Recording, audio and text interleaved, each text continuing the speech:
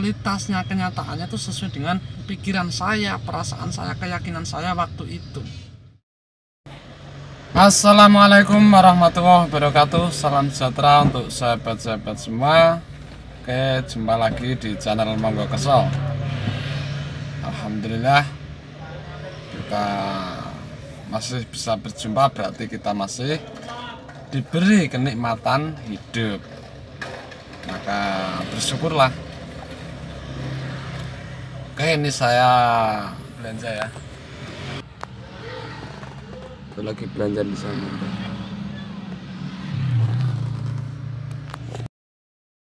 Kali ini saya akan sharing tentang Bang Setan. Jadi temanya Bang Setan ya. Loh, memangnya ada Bang Setan. Oke, sebentar saya cerita dulu ya sedikit. Ini ada kaitannya dengan ketika saya hutang Bank Danamon itu ya. Udah nggak bayar hampir 1 tahun dan mau disita, mau dilelang jaminan saya itu, rumah saya. Oke, dan itu sudah saya ulas di video saya kemarin ya. Untuk kali ini saya akan mengulas tentang Bang Setan ini tadi.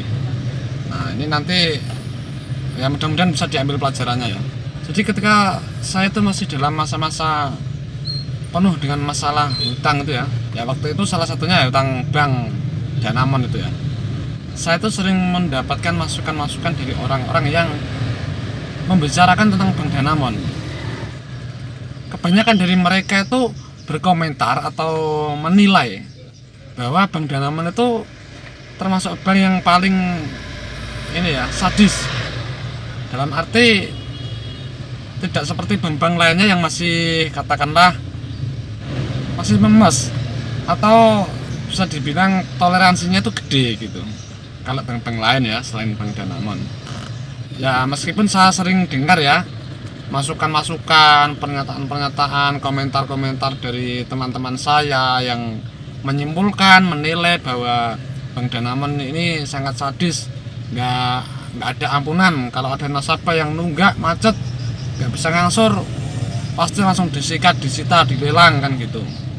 Ya alhamdulillah pikiran saya itu tidak terpengaruh dengan apa yang mereka sampaikan itu.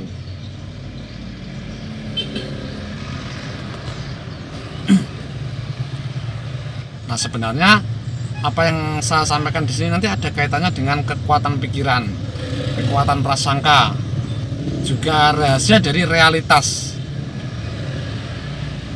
Oke, saya lanjut dulu ya.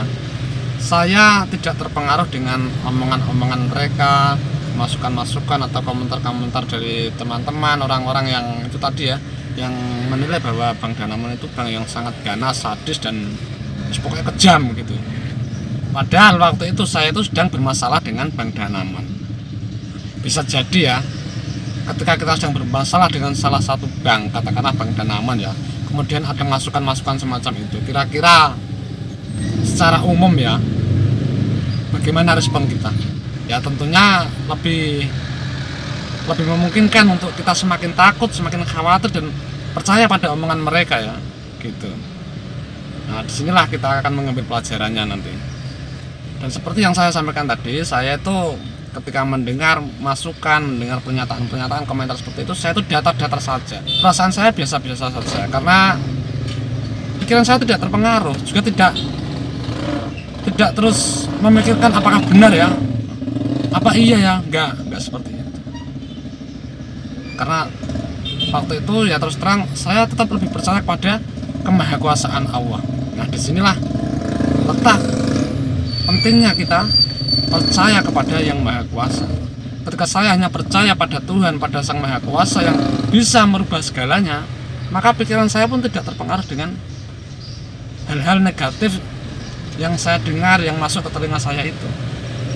Saya percaya bahwa Allah, Tuhan itu Maha Kuasa. Dia bisa merubah segalanya kapan saja, dengan cara apapun sesuai dengan kemahakuasaannya. Saya tidak tahu bagaimana caranya, tapi saya percaya. Sejahat, seganas, sesadis apapun itu ya, kalau Tuhan menghendaki merubah menjadi baik ya baik. Itu yang saya percaya. Sehingga dari rasa percaya itu pun itu akan mengurangi rasa khawatir saya yang berlebihan, akan mengikis, melepaskan rasa cemas, rasa takut, rasa panik yang berlebihan pada diri saya, sehingga yang terjadi ya semakin mengarah ke tetap tenang gitu. Dan dari anggapan mereka, asumsi mereka terhadap Bang Danamon yang sangat sadis, kejam, nggak bisa ditawar, ganas itu ya. Nah itulah dari pemikiran-pemikiran seperti itulah sehingga muncul kata-kata Bang Setan gitu. Jadi diibaratkan itu setan kan kejam, jahat kan gitu. Ketika kita mendengar kata setan, pasti apa yang di pikiran kita? Ya pada umumnya ya, secara umum ya pasti jahat, sadis, jelek, ganas, tega kan gitu ya. Jadi saya bikin judul Bang Setan itu bukan berarti ada Bang Setan tuh enggak. Itu hanya asumsi atau anggapan-anggapan dari teman-teman saya, orang-orang yang menilai terhadap Bang Danamon seperti itu tadi. Dan kenyataannya apa yang terjadi? Nah ini, kenyataannya tidak seperti yang mereka omongkan, tidak seperti yang mereka nilai, tidak seperti yang mereka sangka, tidak seperti yang mereka pikirkan. Bang Danamon tidak seperti itu. Ternyata waktu itu hutang saya itu di total itu semuanya 160 juta. Karena saya nunggak itu hampir 1 tahun ya, jadi mungkin bunganya banyak, dendanya banyak. Nah ketika di total pokok hutangnya itu jumlahnya 130 juta. Di situ waktu akan pelunasan saya mengajukan negosiasi, saya nego. Saya nego kemudian diajukan ke pusat, dan waktu itu berbarengan dengan saya mengajukan itu ya, mengajukan negosiasi itu ada 7 orang. Informasi yang saya dapat entah benar apa tidak saya tidak tahu ya, tapi saya ya percaya saja, atau saya nggak penting percaya atau tidak itu, soal benar apa tidak yang disampaikan orang bank itu nggak penting bagi saya, karena yang terpenting saya sudah mengajukan negosiasi dan diterima. Nah, ternyata apa? Katanya dari ke-7 orang ini termasuk saya, yang diterima negonya itu saya. Yang 6 orang itu tidak disetujui, tidak di ACC. Nah, ini juga bagi saya ini juga termasuk salah satu keajaiban. Jadi dari nilai pokok hutang ya, pokok hutang itu sudah dipotong denda, bunga, itu tinggal 130 juta. Nah kemudian saya mengajukan keringanan lagi, saya nego. Nah disitu diturunkan lagi, dipotong. Jadi pokok hutang saya itu dipotong 10 juta lagi, sehingga saya membayarnya tinggal 120 juta. Nah dari apa yang saya alami ini nyata saya alami ya. Di mana yang dinamakan bank setan, di mana yang dinamakan bank yang sadis, bank yang jahat, ternyata jauh dari apa yang mereka sangka. Nah kemudian apa kaitannya dengan pikiran, prasangka itu ya. Kemudian saya tadi berbicara dengan realitas.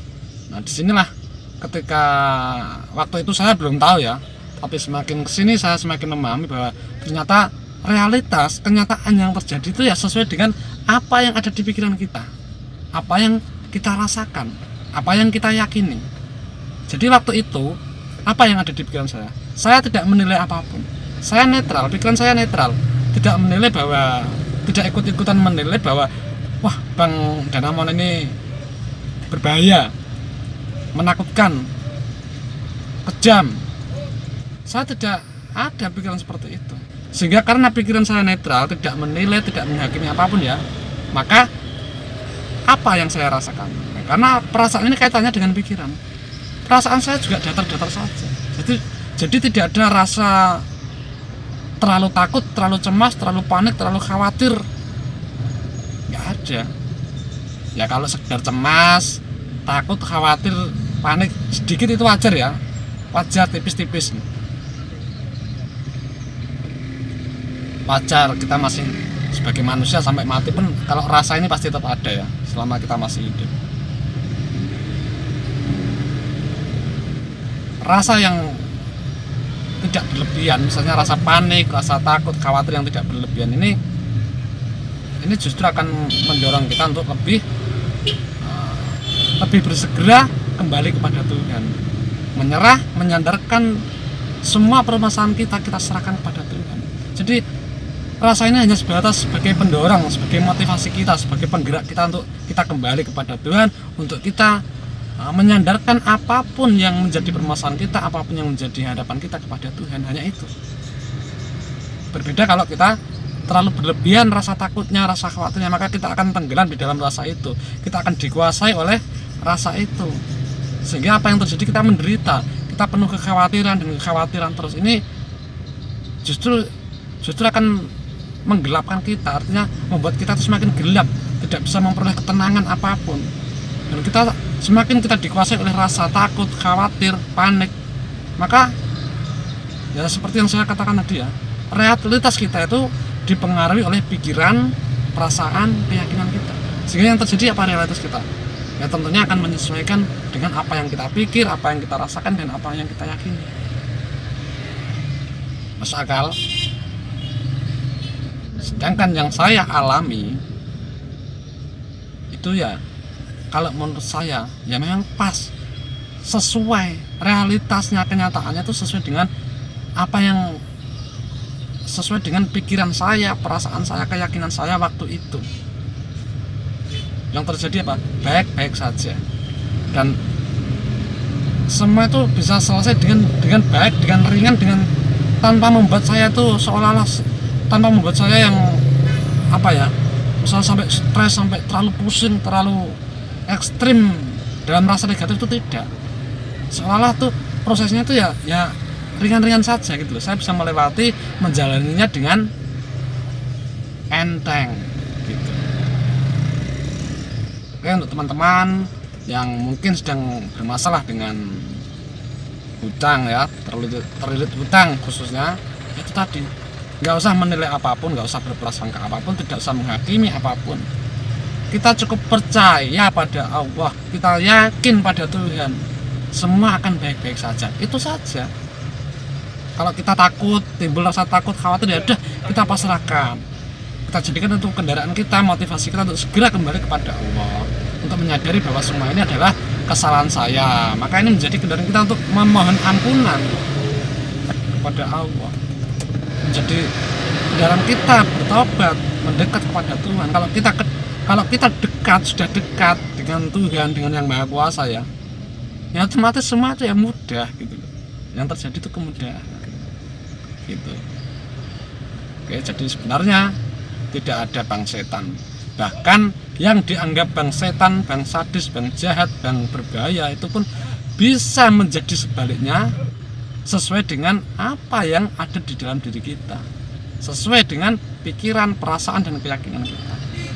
Jadi kuncinya itu ada pada diri kita, bukan banknya, bukan yang di luar diri kita, yang kita anggap sebagai buruk, jelek, jahat, bukan. Tapi kuncinya itu pada diri kita. Kitalah yang menciptakan, melahirkan realitas kehidupan kita. Oke, ini sudah lama saya nunggu istri saya nih, nggak keluar nih. Oke, semoga bermanfaat ya. Nanti saya sharing lagi di lain waktu. Mudah-mudahan bisa didapat pelajarannya, dapat hikmahnya, dan bisa mengaplikasikan pelajaran yang sudah didapat, sehingga itu akan menjadikan kemudahan pada diri kita di dalam menjalani kehidupan ini, atau di dalam mengatasi, menyelesaikan suatu permasalahan kita. Oke, sampai di sini. Wassalamualaikum warahmatullahi wabarakatuh.